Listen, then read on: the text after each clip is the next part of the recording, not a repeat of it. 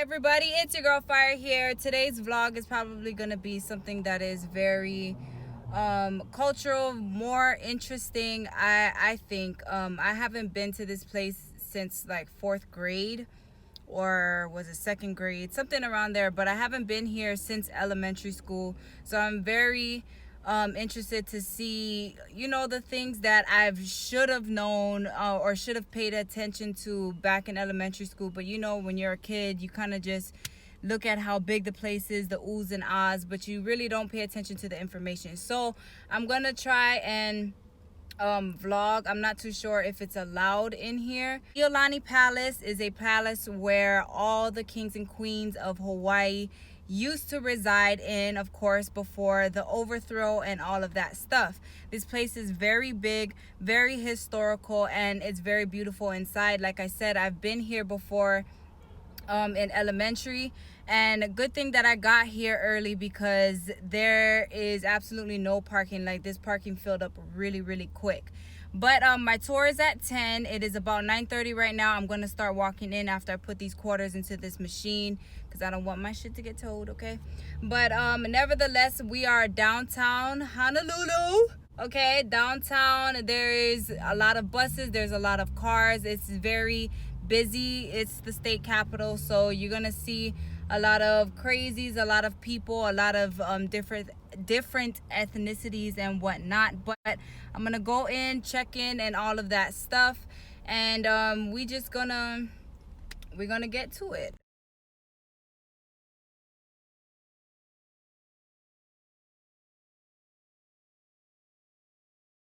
Iolani Palace is a living restoration of the official royal residence for the Kalakaua dynasty that ruled the Kingdom of Hawaii from 1874 to 1893.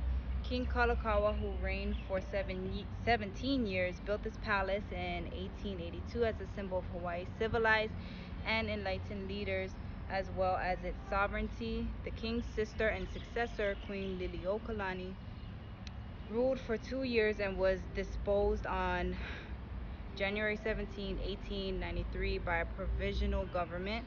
The queen would later be imprisoned in the palace for 8 months in 1895 by the Republic of Hawaii. In 1962, Iolani Palace was designated a national historic landmark, and in 1978 it reopened for public tours after a monumental 19-year restoration project.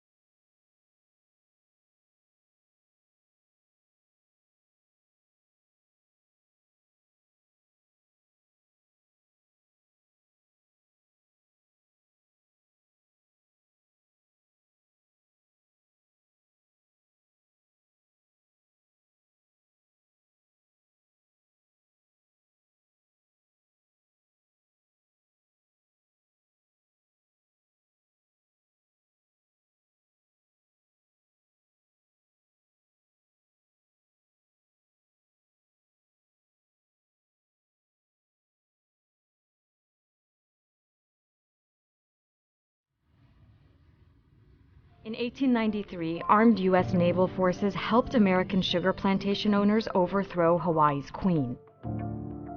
The provisional government that was set up after ceded Hawaii's sovereignty to the U.S. Then it embarked on a campaign to squash native culture. What's one word you would use to describe what happened here in 1893? Genocide. That was their intent, to make life hard for us in such a way it would cause our own destruction. And that's what happened. It's still happening. It's more passive. It's like genocide in paradise.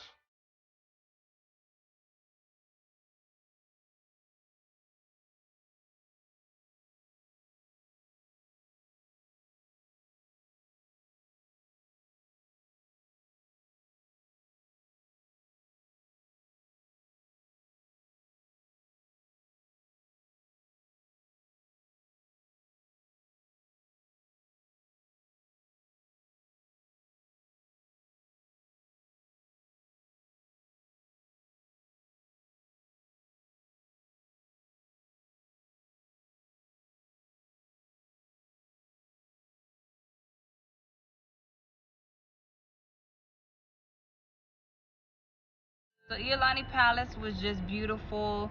I loved everything architectural, and like the history behind it is just, it was so much. I got goosebumps. I just really wanted to embrace, you know, just being there and being in such a iconic and just historical place, you know. The lady said that we couldn't record. I did record a little bit, just a little bit, and I feel bad about it because it's just so disrespectful for the most part. The tour guide man was a little bit weird though.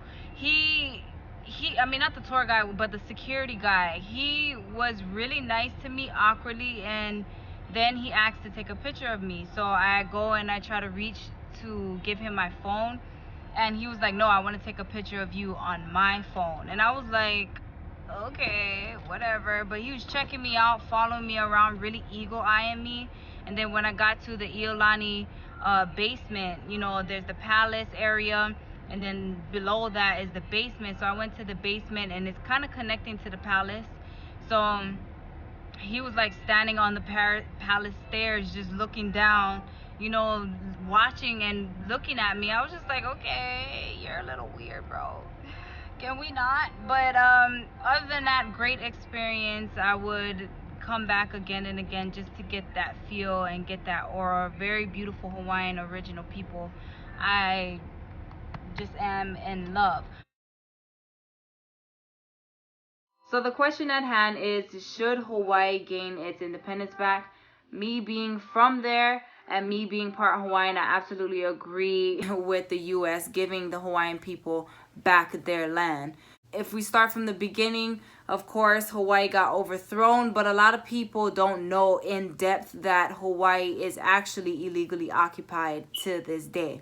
I actually didn't even know that until Kanaka Maoli kind of told me. Back in 1993, the president at the time did write a proclamation or some type of document apologizing to the Hawaiian people for illegally occupying Hawaii. And that within itself right there should give more enough reason the U.S. to just be like, you know what, let's just pack up all our shit, get off of these people's land, and just give it back to them.